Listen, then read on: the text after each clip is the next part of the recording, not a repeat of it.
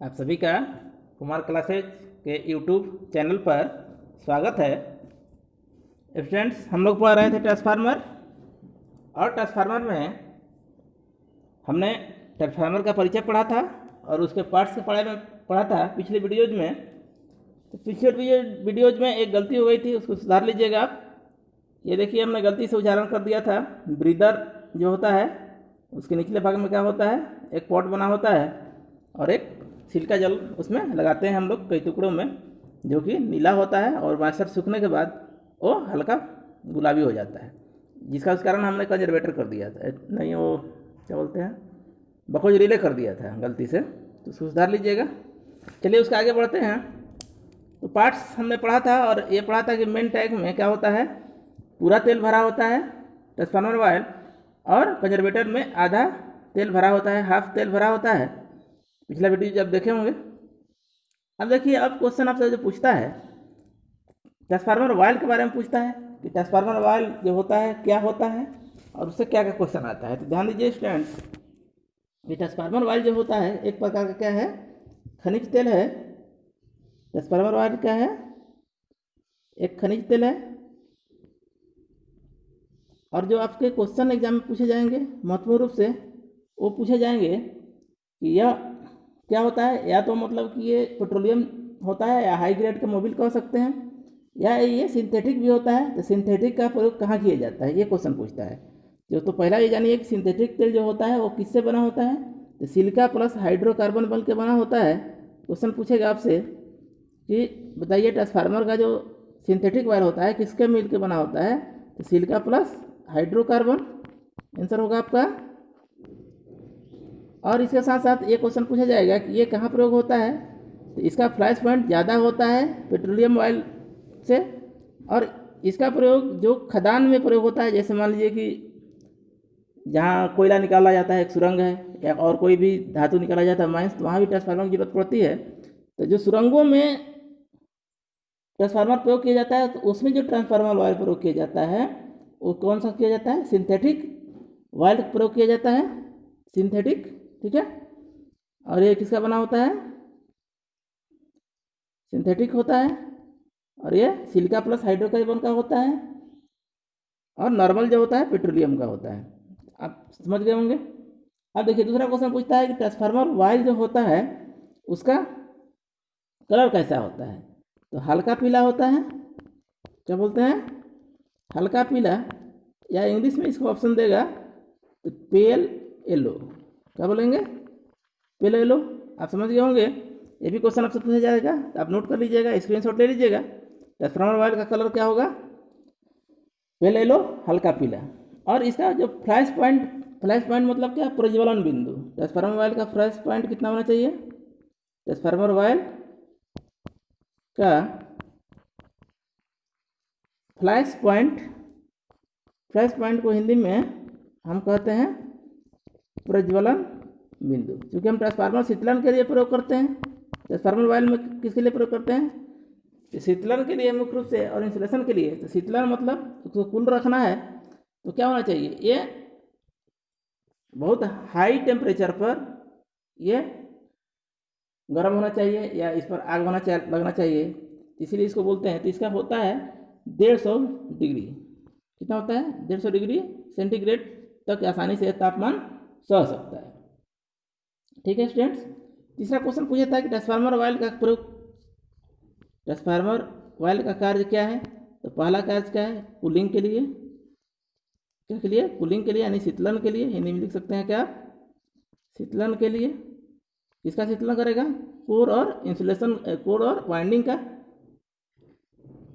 Main tank में क्या करता है, डूबा हुआ रहता है। दूसरा इंसुलेशन के लिए, ये पतला होता है, तो क्या करता है कि वाइंडिंग के बीच में अतिरिक्त इंसुलेशन, एक तो क्या होता है उसमें अचालक लगा होता है वार्निश का, और एक अतिरिक्त इंसुलेशन कार्य करता है। और तीसरा जो ट्रांसफार्मर का कार्य है, यह कार्य है जो बाहरी से डस्ट आता है, जो धूल कण आता है, उसको क्या करता है, नीचे तली में बैठा देता है। ठीक है, उम्मीद करते हैं आप समझ गए होंगे।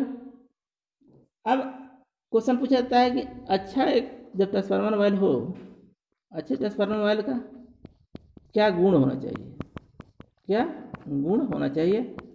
एग्जाम में आपसे क्वेश्चन पूछा जाएगा कि अच्छे ट्रांसफार्मर का क्या गुण होना चाहिए या क्या गुण नहीं होना चाहिए, कुछ भी पूछ सकता है आपसे। तो याद रखिएगा स्टूडेंट्स, क्या होना चाहिए, ये अच्छा अचालक हो, क्या होना चाहिए, अच्छा अचालक होना चाहिए, ये अच्छा अचालक हो।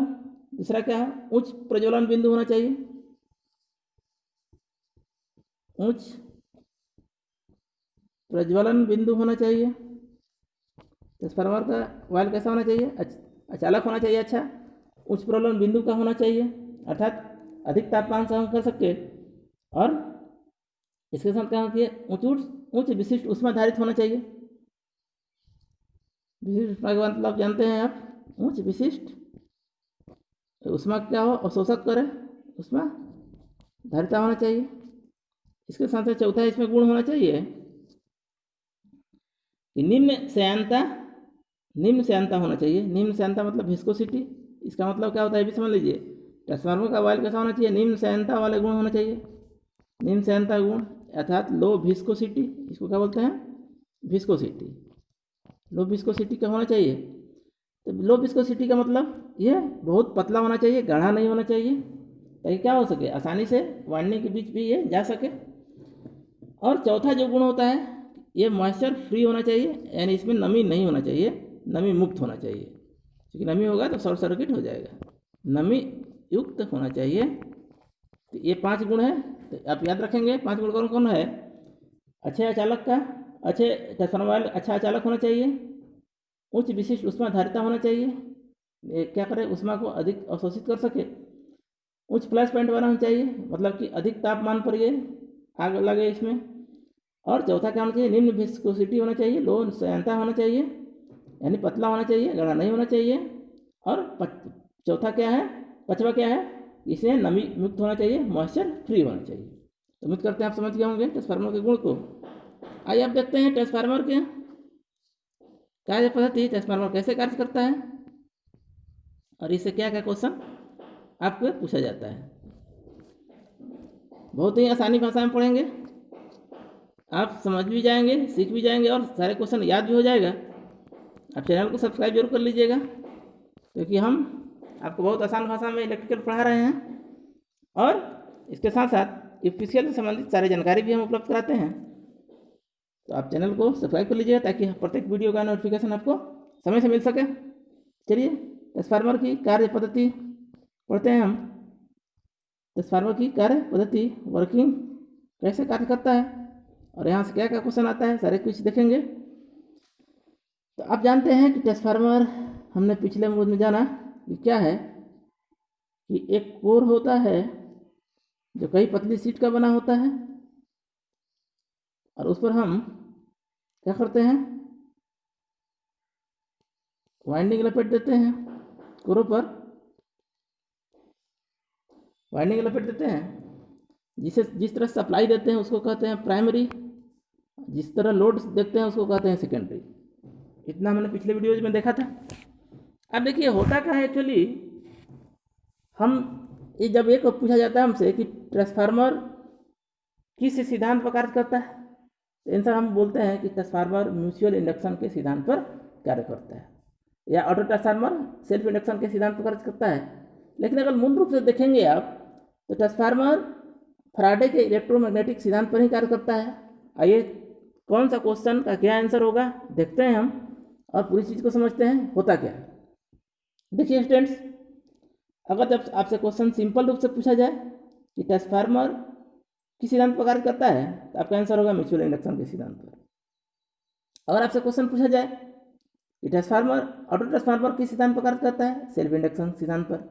लेकिन वहीं जब क्वेश्चन पूछा जाए कि ट्रांसफार्मर का प्राइमरी वाइंडिंग किस सिद्धांत पर कार्य करता है, तब हमारा होगा सेल्फ इंडक्शन के सिद्धांत पर। आंसर कैसे होगा इसको समझिए कि जब हम क्या करते हैं, ट्रांसफार्मर के प्राइमरी वाइंडिंग में एसी वोल्टेज सप्लाई देते हैं। क्या करते हैं, एसी सप्लाई वोल्टेज देते हैं, क्योंकि हम जान चुके हैं कि ट्रांसफार्मर डीसी पर कार्य नहीं करता है। और जब एसी पर सप्लाई देंगे तो क्या होगा, इस ट्रांसफार्मर क्या है, एक कोर है कोर किसका बना होता है? सिलिकॉन स्टील का बना है। तो ये क्या करता है, एक एक ये जो वाइंडिंग हम लपेट दिए, इसके कारण इस कोर में एक क्या होता है, मैग्नेटिक फ्लक्स उत्पन्न होता है। क्या होता है? मैग्नेटिक फ्लक्स उत्पन्न होता है। और यह मैग्नेटिक फ्लक्स कैसा होता है? रोटेटिंग मैग्नेटिक फ्लक्स होता है। कैसा होता है? रोटेटिंग मैग्नेटिक फ्लक्स होता है। क्यों ऐसा होता है? क्योंकि एसी सप्लाई होता है। एसी सप्लाई हम जानते हैं क्या होता है, मैक्सिमम से मिनिमम की ओर ये क्या करता है, सेंसोरियल होता है। इसका मान घटते घटते रहता है, इसलिए ये रोटेटिंग होता है। और यहाँ पर कई टर्न्स बने होते हैं, हम लपेट वाइंडिंग किए तो लपेट बनाए हैं, जिसको एन से व्यक्त करते हैं। और इन वाइंडिंग से क्या करता है, फ्लक्स गुजरता है।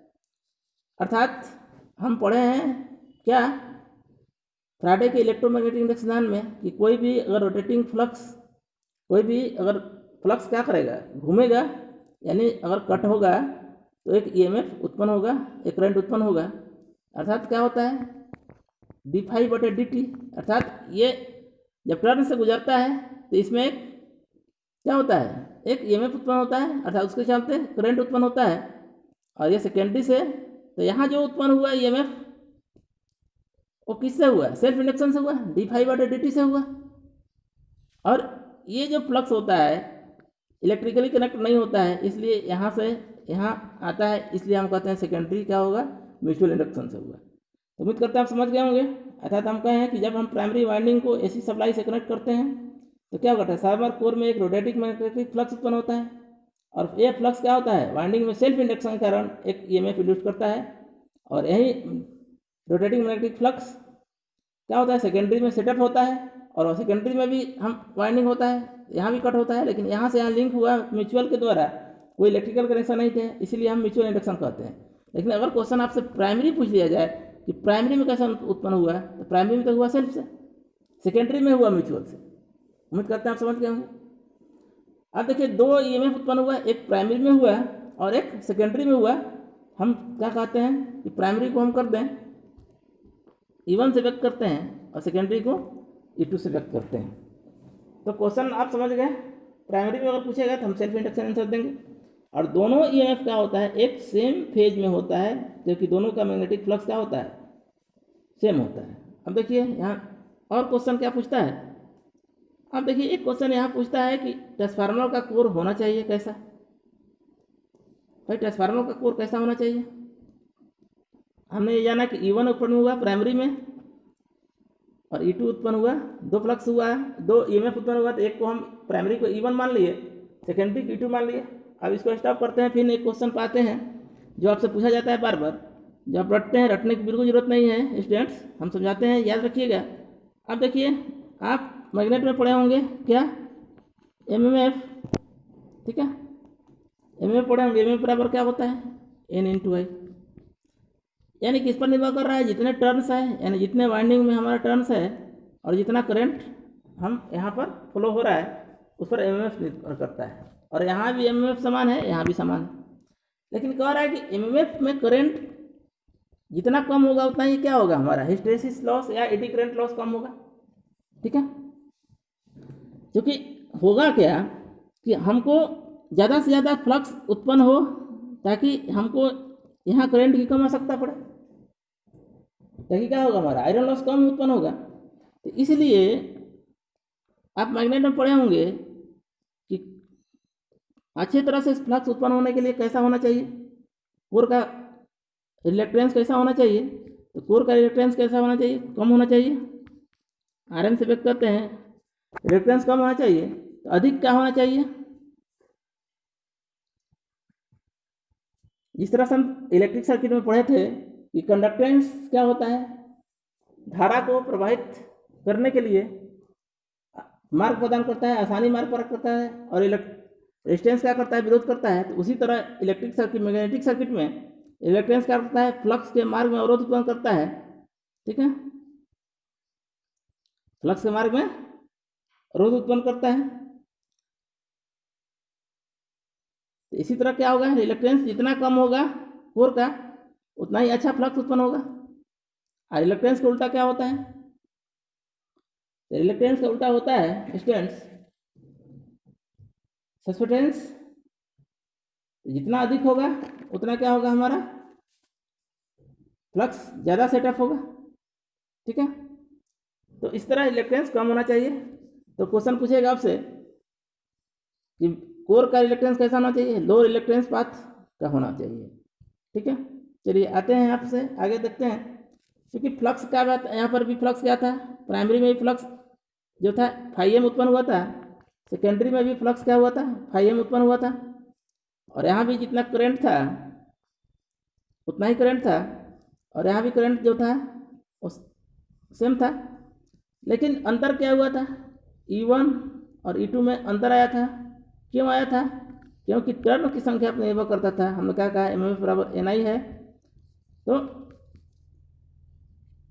जितना भी करंट, जो कि हम जानते हैं d∅/dt, जितना ही फ्लक्स रेट डिफरेंस आएगा उतना ही अंतर आएगा। तो यहाँ पर n पर निर्भर कर रहा है, जहाँ n कम होगा वहाँ n ज़्यादा वोल्टेज उत्पन्न होगा, जहाँ n कम होगा वहाँ कम वोल्टेज उत्पन्न होगा। तो इस तरह से दो वोल्टेज हमारा उत्पन्न हुआ।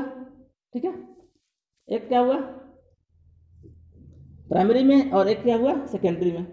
अब देखिए इसी से हम समीकरण निकाल लेते हैं। क्वेश्चन आता है ट्रांसफार्मर का ईएमएफ इक्वेशन, ट्रांसफार्मर का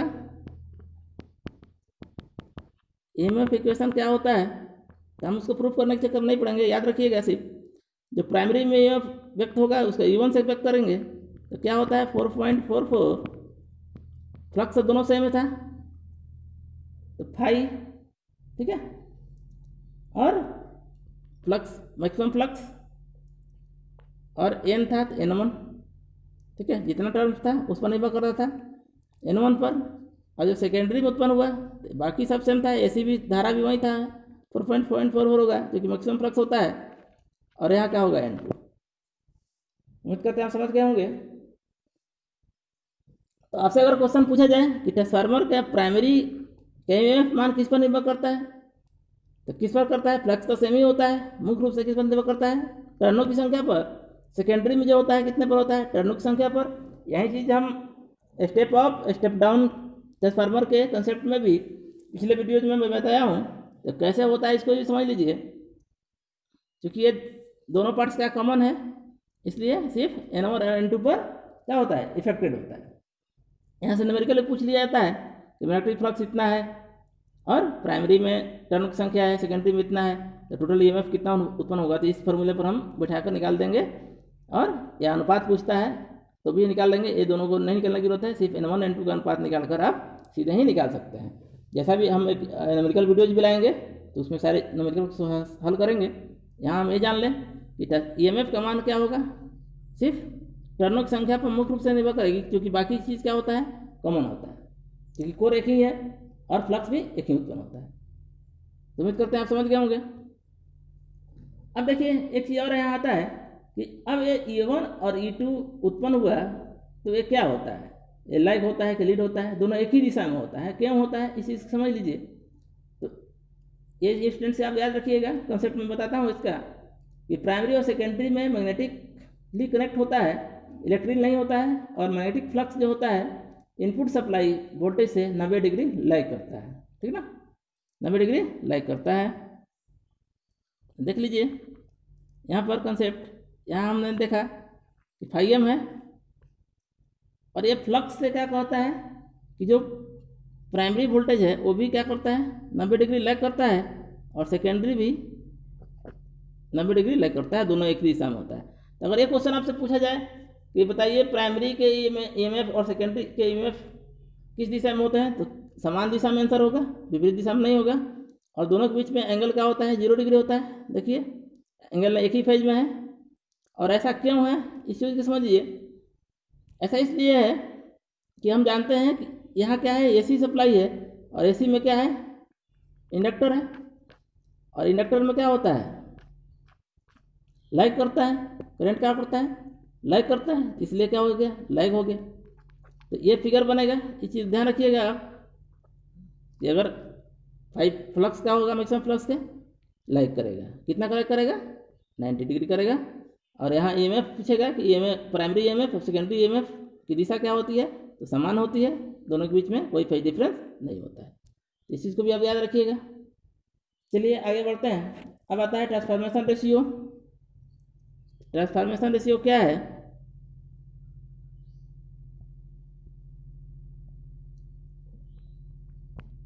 ट्रांसफॉर्मेशन रेशियो स्टूडेंट्स,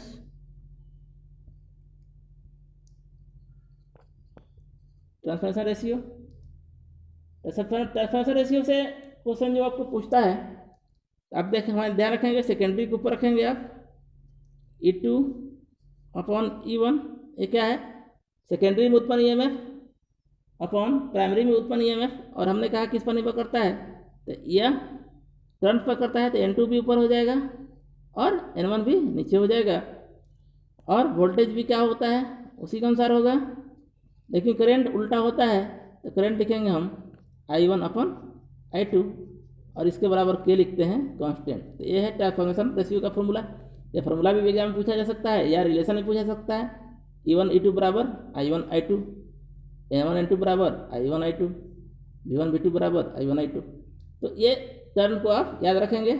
और यहाँ एक चीज़ और याद रखेंगे, जो कॉन्सेप्ट है स्टेप अप ट्रांसफार्मर के लिए जो कांस्टेंट का मान होता है ग्रेटर देन 1 होता है और स्टेप डाउन के लिए लेस देन 1 होता है। इसको सॉल्व आप बनाकर सॉल्व कर सकते हैं, कोई दिक्कत नहीं है उसमें। एक का मान से कम होगा और एक के मान से ज़्यादा होगा, ठीक है। स्टेप अप में कम होगा और स्टेप डाउन में ज़्यादा होगा। तो ये भी आप समझ गए। अब देखिए, अब आता है आदर्श ट्रांसफार्मर किसे कहते हैं, इसको भी जान लें। Ideal transformer, ideal transformer, ideal transformer में आइडियल ट्रांसफार्मर जो होता है क्या होता है? आइडियल ट्रांसफार्मर एक काल्पनिक ट्रांसफार्मर है, ऐसा कुछ होता नहीं है। क्या कहता है कि जिस ट्रांसफार्मर में लॉस है 0 हो, यानी लॉस नहीं हो, तो क्या होगा, वो उसकी दक्षता अधिक हो जाएगी, 100% दक्षता होगी। तो क्वेश्चन आपसे पूछेगा आइडियल ट्रांसफार्मर की दक्षता कितनी होती है? तो 100% होती है। इसमें क्या होता है? कोई लॉस नहीं होता है, ठीक है। लॉस कब नहीं होगा? 2 स्थिति होगी। अब हमने कहा कि एक कंसेप्ट देखिए, क्या होता है कि जब हम इस कोर पर प्राइमरी के सप्लाई देते हैं, तो इसमें हमने कहा कि एक मैग्नेटिक फ्लक्स उत्पन्न होता है और यही फ्लक्स क्या होता है, इसमें लिंक होता है। तो कुछ फ्लक्स क्या होता है, इसमें लीकेज हो जाता है, क्योंकि एयर में जाना है, एयर में फ्लक्स सेटअप होता है, लेकिन कुछ इसके रेंज से बाहर चला गया तो लीक हो जाता है। तो यानी लीकेज फ्लक्स क्या होना चाहिए? 0 होना चाहिए। लीकेज फ्लक्स नहीं हो तभी हम 100% फ्लक्स जाएगा और वहाँ कन्वर्ट होगा। जब भी क्वेश्चन पूछा जाएगा कि आइडियल ट्रांसफार्मर में लीकेज फ्लक्स का मान क्या होना चाहिए, तो 0 होना चाहिए स्टूडेंट्स। और कोर की प्रोबेबिलिटी क्या होना चाहिए? हाई होना चाहिए। हम भी अभी डिस्कस किए थे कि रिलक्टेंस कम होना चाहिए, यानी प्रोबेबिलिटी हाई होना चाहिए। आपको हम पढ़ा चुके हैं मैग्नेट में ये सब चीज़ें। प्रोबेबिलिटी क्या होनी चाहिए? हाई होनी चाहिए। प्रोबेबिलिटी मतलब कि ये पाथ में रिलक्टेंस का मान कम हो और प्रोबेबिलिटी हाई हो, अर्थात अगर कम करंट भी बहे तो फ्लक्स क्या हो? ज़्यादा उत्पन्न हो, ठीक है। तो 3 चीज़ याद रखेंगे आइडियल ट्रांसफार्मर के लिए। प्रोबेबिलिटी क्या होना चाहिए? इन्फिनेटिव होना चाहिए। और रिलक्टेंस क्या होना चाहिए? 0 होना चाहिए। और लीकेज फ्लक्स 0 होना चाहिए। क्यों 0 होना चाहिए? क्योंकि कम करंट की आवश्यकता हो तो तभी संभव है रिलक्टेंस का मान 0 हो, लेकिन वास्तव रूप में ऐसा होता नहीं है। तो चलिए इतना ही याद रखिएगा। आगे समझिए। अब ट्रांसफार्मर को 2 स्थिति में चलाया जाता है। एक क्या कहते हैं, नो लोड की स्थिति में।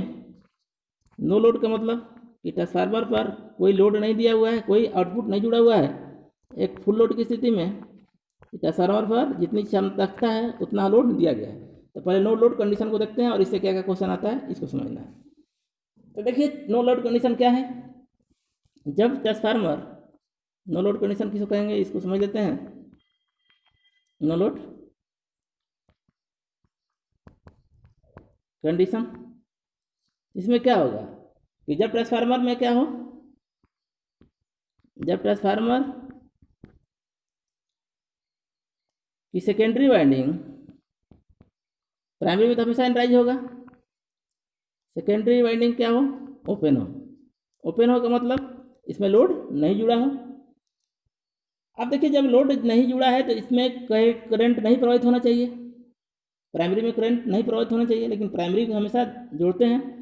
तो लोड नहीं होने के कारण क्या होता है, ट्रांसफार्मर में एक प्राइमरी में एक स्मॉल करंट प्रवाहित होता है। क्या होता है, स्मॉल करंट प्रवाहित होता है।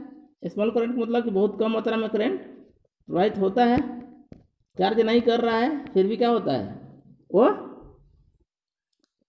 करंट ले रहा है। ठीक है, अब जो ये करंट लेता है उसको क्या कहते हैं हम, नो लोड करंट कहते हैं। यानी नो लोड की स्थिति में भी जो प्राइमरी में करंट प्रवाहित होता है उसको कहते हैं हम नो लोड करंट। क्या कहते हैं, नो लोड करंट कहते हैं। और इसको आई नॉट से दर्शाते हैं, आई जीरो को बोलते हैं उच्चारण में आई नॉट कहते हैं। ठीक है, आई नॉट कहते हैं। अब ये क्या करता है, वोल्टेज से 75 से 85 डिग्री के मध्य लाइक करता है। यह क्वेश्चन पूछेगा आपसे कि नो लोड करंट, लिख लीजिएगा इसको, जो कि क्या करता है, वोल्टेज से 75 से 75 डिग्री से 85 डिग्री तक लाइक करता है। इतना याद रखिएगा, आईटीआई में बहुत ज़्यादा जाने की जरूरत है नहीं।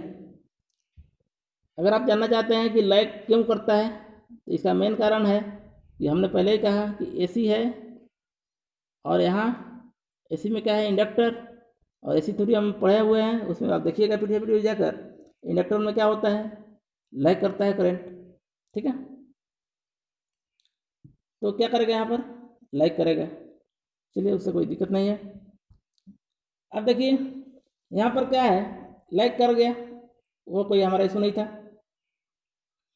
अब सवाल उठता है कि इसमें दो पार्ट्स होता है, जो करंट होता है, हमने कहा,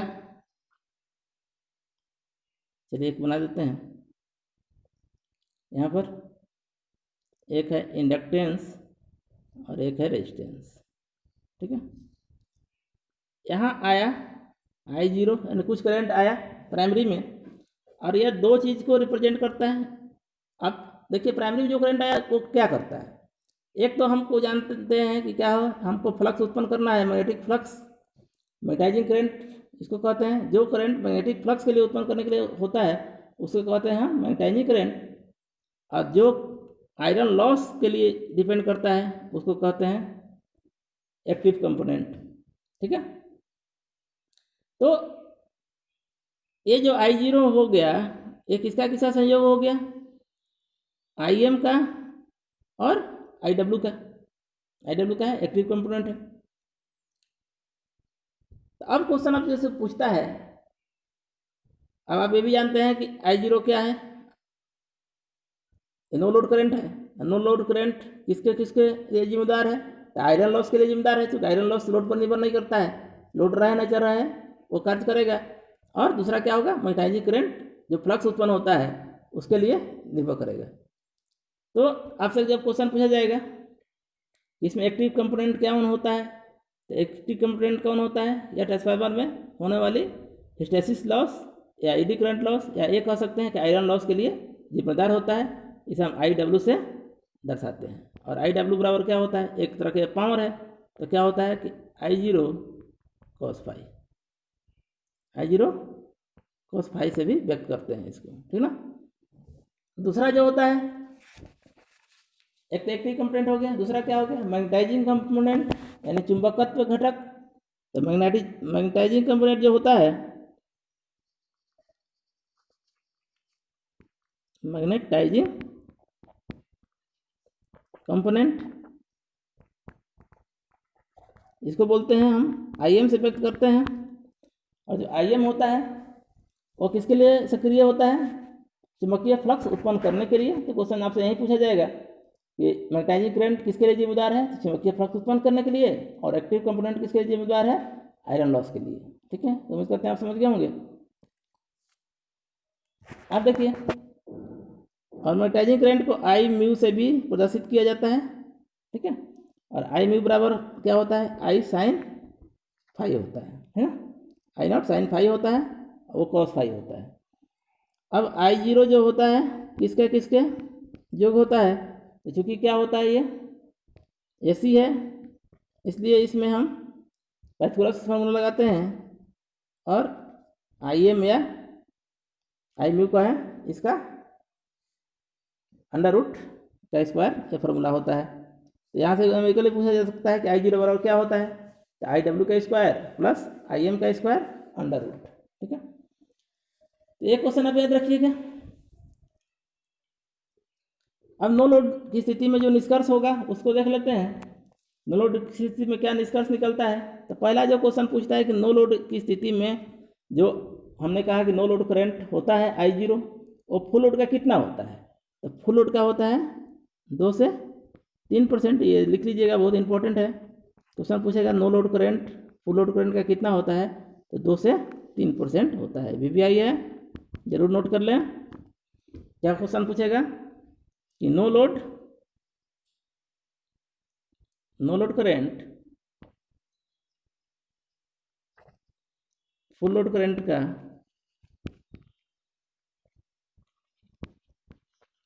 क्या होता है, ठीक ना। और किसका है, प्राइमरी का। प्राइमरी के बारे में सेकेंडरी में हम गए ही नहीं। प्राइमरी में नो लोड की स्थिति में जो करंट लगा खर्च हुआ वो फुल लोड को प्राइमरी के कितने खर्च हुआ, 2 से 3%। तो यही क्वेश्चन पूछता है आपसे, जो लिख लीजिएगा आप। इसके बाद दूसरा क्वेश्चन पूछता है कि ट्रांसफार्मर में नो लोड अप्लाइड वोल्टेज से कितने डिग्री लैगिंग करता है। ठीक है, करंट हमेशा लैग करेगा, ये तब जानते ही हैं। तो क्या होता है, नो लोड की स्थिति में 70 से 90 डिग्री क्या करता है, लैग करता है। 70 से 90 डिग्री लैग करता है। और नो लोड के कारण क्या होता है, आयरन लॉस होता है। नो लोड के कारण क्या होता है, आयरन लॉस होता है, क्योंकि आयरन लॉस लोड पर निर्भर नहीं करता है। और आयरन लॉस में क्या क्या होता है, एडी करंट होता है, और इसके साथ क्या होता है, हिस्टैरिसीस होता है। ये आप जानते ही हैं, तो उम्मीद करते हैं आप समझ गए होंगे। अब देखिए एक क्वेश्चन और पूछा जाता है कि आयरन लॉस किस पर व्यक्त किया जाता है, मतलब किस पर ज्ञात किया जाता है। तो आप जान लीजिए, आगे भी पढ़ेंगे हम लोग। आयरन लॉस जो होता है, आयरन लॉस नो लोड पर ज्ञात किया जाता है। नो लोड पर ज्ञात किया जाता है, नो लोड पर ज्ञात किया जाता है। और ओपन सर्किट से जांचते हैं इसको, ये भी क्वेश्चन पूछा जाता है। ओपन सर्किट से जांचते हैं। और कॉपर लॉस जो है, कॉपर लॉस फुल लोड पर ज्ञात किया जाता है, फुल लोड पर ज्ञात किया जाता है। और किसके द्वारा किया जाता है, शॉर्ट सर्किट द्वारा ज्ञात किया जाता है, शॉर्ट सर्किट द्वारा ज्ञात किया जाता है। चलिए अब इसको भी देख लेते हैं कि कैसे हम शॉर्ट सर्किट करते हैं, कैसे हम ओपन सर्किट करते हैं। तो देखिए पहले देख लेते हैं हम open circuit test. Transformer testing कौन कौन होता है, शॉर्ट सर्किट और ओपन सर्किट। तो पहले देखते हैं हम open circuit test. Open circuit test क्या होता है, तो जब हम एक चित्र बनाते हैं, ये प्राइमरी है, यहाँ हम कुछ वाइडिंग कर दिए, और सेकेंडरी है, इसमें एक करंट मापना है, एम्पियर लगा दिए। इसके साथ साथ क्या देंगे, वाट मीटर लगाएंगे। तो यहाँ एक वाट मीटर लगा दिए। तो ये क्या है, हमारा लो वोल्टेज साइड है, और ये क्या है, हाई वोल्टेज साइड है, अर्थात सेकेंडरी हाई वोल्टेज है, यानी क्या है, स्टेप अप ट्रांसफार्मर है। इसमें क्या होता है कि प्राइमरी साइड में अब क्वेश्चन पूछिएगा आपसे, देखिए ओपन सर्किट टेस्ट में, ठीक है, याद रखिएगा, ओपन सर्किट से टेस्ट में इंस्ट्रूमेंट कहाँ लगाए जाते हैं, तो प्राइमरी साइड पर। ठीक है, प्राइमरी साइड में क्या करते हैं, प्राइमरी साइड कैसा होता है, इसका लो वोल्टेज साइड होता है। और लो वोल्टेज साइड में क्या करते हैं, हम इंस्ट्रूमेंट लगा दिए और सप्लाई दे दिए। और ओपन हाई वोल्टेज साइड क्या होता है, खुला रखते हैं, क्या होता है, ओपन रखते हैं। याद रखिएगा, क्वेश्चन पूछेगा यह है कि ओपन सर्किट टेस्ट में हाई वोल्टेज साइड क्या होता है, ओपन होता है। और लो वोल्टेज साइड क्या होता है, तो लो वोल्टेज साइड में हम सारे इंस्ट्रूमेंट लगाते हैं। कौन कौन से इंस्ट्रूमेंट, एम्पियर मीटर और वाट मीटर। और इससे क्या फ़ायदा है हमको, ये अधिक सस्ता पड़ता है, इसमें कम दक्षता वाले रेंज उपकरणों की आवश्यकता पड़ती है, ठीक ना। और open circuit test iron loss ज्ञात किया जाता है। ये तो पहले ही हम जान गए हैं, पहले भी बता चुके हैं। और इसमें फुल लोड करंट का कितना होता है, 2% से 10% भाग ही क्या होता है, हमको सप्लाई देना पड़ता है। इस प्रकार कॉपर लॉस क्या क्या होता है, यहाँ पर जीरो होता है। नो लोड है तो कॉपर लॉस जीरो है, से जो लॉस हुआ वो आयरन लॉस ही होता है। और आयरन लॉस को हम वाट मीटर द्वारा ज्ञात कर लेते हैं। उम्मीद करते हैं आप समझ गए होंगे। तो 3 क्वेश्चन मात्र याद रखना है आपको। यहाँ पर ओपन सर्किट टेस्ट द्वारा आयरन लॉस ज्ञात किया जाता है, और हाई वोल्टेज साइड में ओपन रखा जाता है, लो वोल्टेज साइड में सप्लाई दिया जाता है, और इसके साथ साथ वाट मीटर तथा आमीटर लगाया जाता है। नो लोड होने के कारण यहाँ कॉपर लॉस का मान जीरो होता है, और आयरन लॉस का मान जो आता है वो वाट मीटर द्वारा ज्ञात कर लिया जाता है। उम्मीद करते हैं आप समझ गए होंगे। इसके साथ साथ अब हम देख लेते हैं शॉर्ट सर्किट टेस्ट। ठीक है, शॉर्ट सर्किट टेस्ट से हम क्या करते हैं, कॉपर लॉस ज्ञात करते हैं। पहले फिगर बना दें आपको।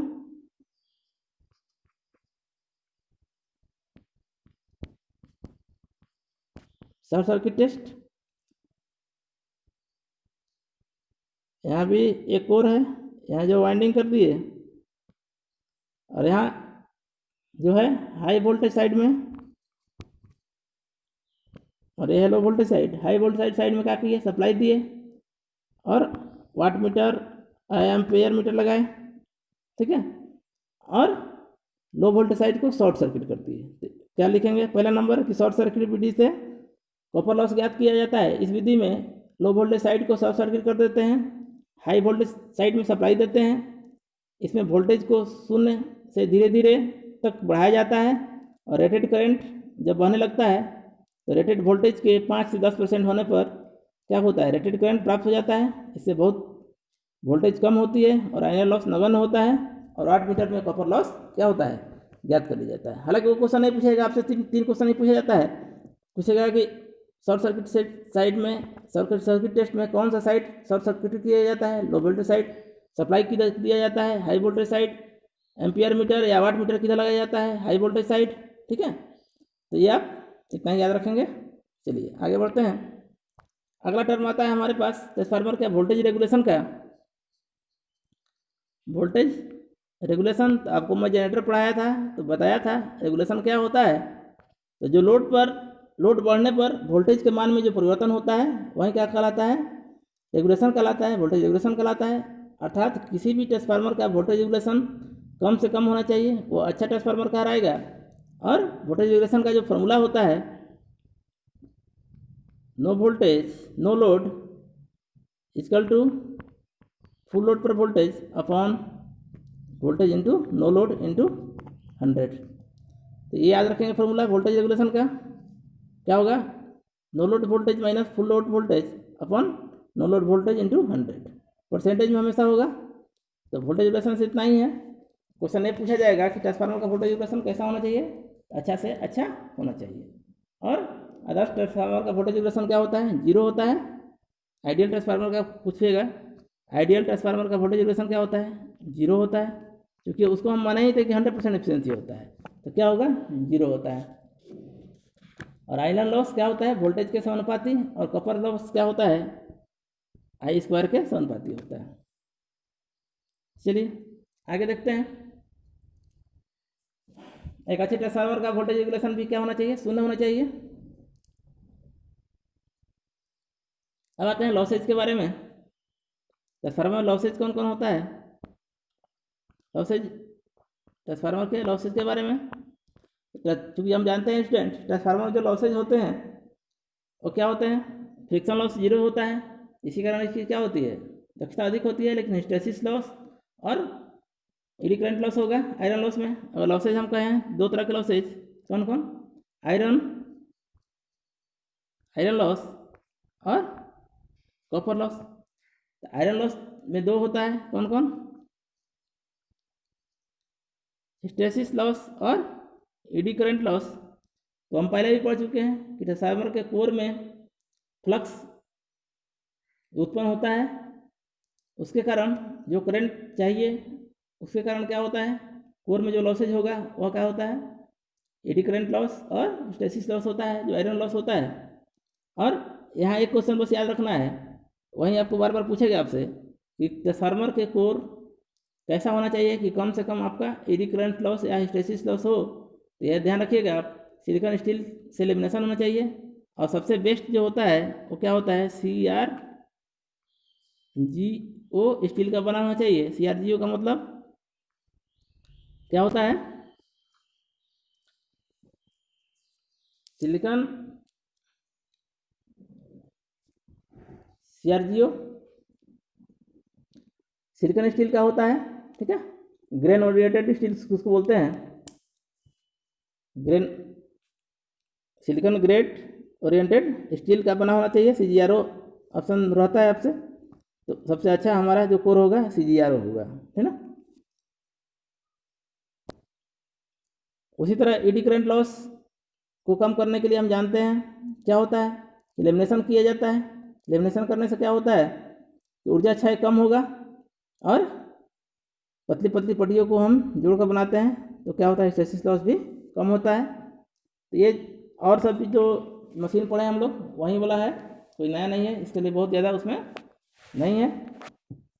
और एफिशिएंसी जो होती है इसकी ज़्यादा होती है, कितना होता है, 95 से 98% होता है। जानते हैं क्या होता है, 95 से 98% होता है। और कॉपर लॉस जो होता है, आप जानते हैं कॉपर लॉस क्या होगा,